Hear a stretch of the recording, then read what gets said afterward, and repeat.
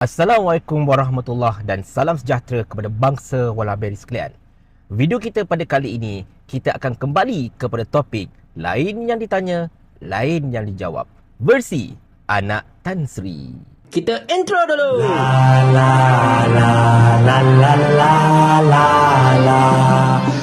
Cerita dia macam ni, tuan-tuan dan puan-puan sekalian. Semua tahu sekarang ini anak Tan Sri Lim Kit Siang iaitu Lim Hui Ying yang juga merupakan adik kepada Lim Guan Eng telah diamanahkan oleh Perdana Menteri untuk menjadi Timbalan Menteri Kewangan. Walaupun kelulusan beliau bukanlah dalam bidang kewangan ataupun ekonomi dan sebagainya. Tetapi nak buat macam mana? Menteri Kewangan pun bukannya lulusan kewangan kan? Jadi tak heranlah andai kata kalau timbalan dia pun bukan lulusan kewangan. Sebab takkanlah Perdana Menteri ataupun Menteri Kewangan ini mahukan timbalan dia lagi power berbanding dengan diri dia. Tetapi itulah dia. Memandangkan Menteri Kewangan dan juga timbalannya bukan berkelulusan kewangan, maka tengoklah keadaan negara kita pada ketika ini. Hancur lebur dibuatnya. Ekonomi entah ke mana-mana, kita punya ringgit pun merudum dan macam-macam lagi. Tapi tak apalah, bukan itu yang kita nak cerita pada kali ini tuan-tuan dan puan sekalian. Yang kita nak ceritakan ialah peristiwa yang berlaku ketika sidang Dewan semalam, di mana soalan daripada Ahli Parlimen Kulim Bandar Baru yang bertanyakan berkenaan dengan adakah minyak masak ini masih boleh dibeli oleh warga asing, memandangkan kerajaan telah menarik kembali larangan tersebut pada bulan Januari lepas, di mana benda ini ditanyakan oleh ahli parlimen tersebut kepada Timbalan Menteri Kewangan yang tersebut itu. Sebab kebetulannya ketika itu Timbalan Menteri Kewangan yang tengah bangun untuk membahaskan dan macam-macam lagi. Dan dalam video yang bakal saya sertakan ini, anda dapat lihat ada dua kebodohan. Bukan satu ya, dua kebodohan. Apakah dia? Tonton dulu. Baik, terima kasih. Saya jemput Kulim Bandar Baru, satu soalan saja. Silakan. Ada tiga, Tuan Sri. Satu. Nak kena pilih kan? Pilih. Allah. Baik, apa pun terima kasih kepada Tan Sri Speaker. Saya kalau macam tu saya lebih tumpu kepada soalan subsidi minyak masak, di mana subsidi minyak masak ni dianggarkan oleh kerajaan terpaksa membelanjakan lebih pada 1.6 bilion di negara ini, di mana sasaran kepada 5.8 juta isi rumah di Malaysia. Dan soalan saya, adakah kerajaan masih kekal dengan keputusan bahawa tiada larangan warga asing membeli minyak masak bersubsidi yang diumumkan pada Januari lalu, serta perincian mengenai implikasi yang terlibat? Sekian, terima kasih. Baik, Salam Menteri. Terima kasih Tan Sri Yang di-Pertua. Untuk maklumat ahli yang berhormat, isu berkaitan minyak masak adalah berada di bawah seliaan Kementerian Perdagangan Dalam Negeri dan Kos Sara Hidup. Namun begitu, berdasarkan maklumat yang diperolehi, pelaksanaan ke atas syarikat pembungkus dan kilang penapis pemegang kuota di bawah program-program skim rasionalism harga minyak masak bermula bulan November sehingga kini oleh KPDN. Kita telah memperuntukkan sebanyak 60,000 tan minyak masak bersubsidi setiap bulan. Minyak masak dalam paket adalah untuk kegunaan penduduk Malaysia. Dengan kuota tersebut, ia mencukupi untuk memenuhi keperluan penduduk Malaysia, isi rumah dan peniaga-peniaga kecil. Selain itu, kementerian turut memperkenalkan kawalan jualan sebanyak 3 paket sahaja bagi setiap pembeli agar memastikan semua rakyat boleh mendapatkan bekalan minyak masak paket bersubsidi ini. Terima kasih.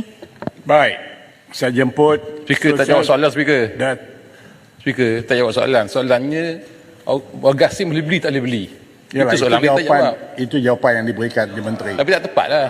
Tak boleh. Jawapannya boleh tak boleh, itu je. Menteri nak jawab, dia ikut peraturan mesyuarat, dia nak jawab sekatu je lah. Di sini kita dapat lihat tuan-tuan dan puan sekalian, inilah kualiti yang ada pada menteri-menteri dalam kerajaan perpaduan madani. Langsung tidak menjawab soalan. Dulu saya pernah sharekan Fahmi Fadil duk ke laut tak jawab soalan daripada Radhi Jidin dan juga daripada Wan Saiful Wanjan. Sekarang ini Lim Hui Ying pula yang pergi lari jauh langsung tak jawab soalan.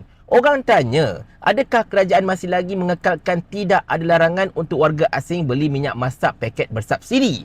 Tapi yang dijawab oleh Lim Hui Ying, minyak masak paket bersubsidi cukup dan mampu untuk menampung keperluan tempatan. Apa apa binatangnya. La ilaha illallah Muhammad Rasulullah.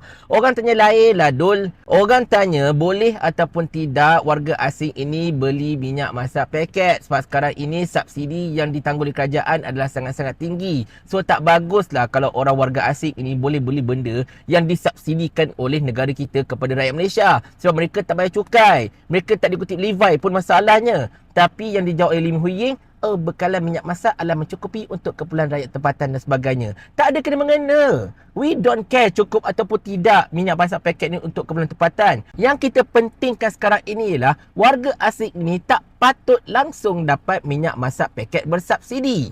Kalaulah ini jawapan daripada menteri, aduh tak tahu cakap macam mana. Sebab anda boleh perhatikan, dia boleh baca teks. Dia jawab soalan dari Kulim Bandar Baru, dia baca teks itu. Maknanya sekarang ini, menteri-menteri kerajaan Perpaduan Badani ini cumalah menteri-menteri teks sahaja. Mereka tak boleh jawab secara asas, dia tak boleh. Mereka jawab teks sahaja. Apa cerita sekarang masalahnya kan? Tapi itu satu hal. Yang satu lagi mengarutnya, lihat apa reaksi Tan Sri Speaker Dewan. Dia kata apa? Menteri jawab itulah. Tak boleh buat apalah, menteri jawab. Sepatutnya sebagai seorang speaker, anda kena pastikan setiap soalan yang diajukan kepada kerajaan mestilah dijawab berdasarkan kepada konteks soalan itu. Mestilah dijawab dengan betul. Itulah poinnya perbahasan dalam Dewan. Kalau dia jawab macam mengarut macam tu, tungan terbalik macam tu, lepas tu anda membenarkan juga dengan alasan, at least dia jawab. Itu benda speaker. Memang Tan Sri Johari Gani ni memang tak pakailah sebagai speaker. Tolong tukarkan dia lah. Dia adalah seorang speaker Dewan yang paling mengarut dalam sejarah negara kita ini tau. Dulu-dulu zaman BN pun tak mengarut macam dia masalahnya. Even Azhar Azizan Harun pun tak mengarut macam dia. Tapi Johari Gani ni sangat-sangat mengarut. Dengan dia punya emosinya, dengan dia punya orang kata apa, volatilnya, dengan dia punya anak tak boleh dikawalnya. Dan sekarang, menteri jawab ke laut, menteri jawab tak ikut soalan, menteri jawab luar daripada konteks soalan, dia boleh benarkan atas alasan menteri dah jawab tu kira okey lah. Apa benda lah kau speaker? Tak boleh pakai lah kau ni masalahnya, tahu tak? Hai, ya Allah, ya Tuhan kau Karim. Tapi itulah dia tuan-tuan sekalian. Nak macam mana? Ni kan kerajaan dia orang. Tak kisahlah bagi jawapan bangang ke apa-apa ke, speaker pun duk masuk air ke apa-apa ke. Dah kerajaan dia orang kan? Sani Hamzan dah warning awal-awal kot.